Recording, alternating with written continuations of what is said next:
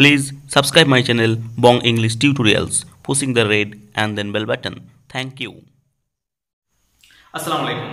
Welcome back to my channel Bong English Tutorial. Today I shall discuss about the narration change of some new kind of sentence. তাহলে আজকে আমরা কিছু নতুন ধরনের সেন্টেন্সের narration change সম্পর্কে জানবো। কি ধরনের সেন্টেন্স নতুন? আমরা এতদিন ধরে 5 ধরনের সেন্টেন্স সম্পর্কে narration চেঞ্জ করলাম, যেখানে ছিল assertive, imperative, interrogative, exclamatory এবং optative। কিন্তু আজকে আমরা এগুলিকে ছাড়া আরো এক নতুন ধরনের narration চেঞ্জ করব, যেখানে কি থাকবে না, যেখানে কোশ্চেন থাকবে এবং তার অ্যানসারও থাকবে। অ্যানসারে কি হবে না, শুধুমাত্র ইয়েস অর নো অ্যানসার হবে ইয়েস অর নো। তাহলে এই ধরনের সেন্টেন্স কিভাবে করতে হয়?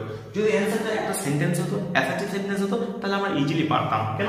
কোশ্চেন করছে, তার মানে আমরা জানি ইন্টারোগেটিভ সেন্টেন্স যেভাবে করে সেভাবে করতাম এবং অ্যান্ড দিয়ে পরে সেন্টেন্সটা অ্যাসার্টিভ হিসাবে করে দিতাম।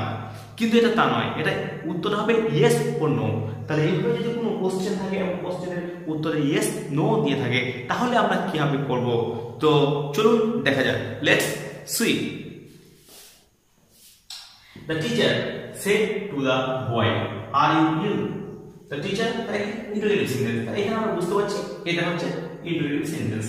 তাহলে আমরা কি করব? interrogative sentence থাকলে said to বলতে ask বসে। তাহলে বসে কি?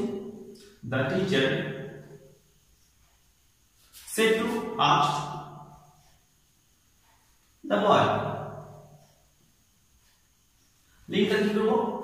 যেহেতু এটা ডাব্লিউ দিয়ে শুরু হয়নি, তাহলে আমরা জানি ইন্টারোগেশনে ইফ বসাবো। আর ইউ ইল, তাহলে সেকেন্ড পারসন কি এর পরিবর্তন করব। সেকেন্ড পারসন হলে আমরা অবজেক্টকে দেব, তাহলে কি হবে? হি। আর এর পরিবর্তন হবে ওয়াজ, হি ওয়াজ ইল। নেক্সট সেন্টেন্স কি বলছে? The boy replied no. তাহলে আমরা নেক্সট সেন্টেন্সটাকে এর সাথে যোগ করব। কি করব?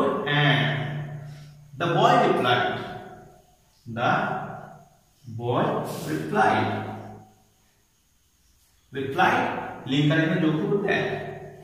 এইবার যে নো, নোটা আমরা কি করব? নো মানে সে কি বলছে? সে জিজ্ঞেস করছে কি অসুস্থ? নো। নো মানে কি না, নো মানে হচ্ছে না আমি অসুস্থ নয়।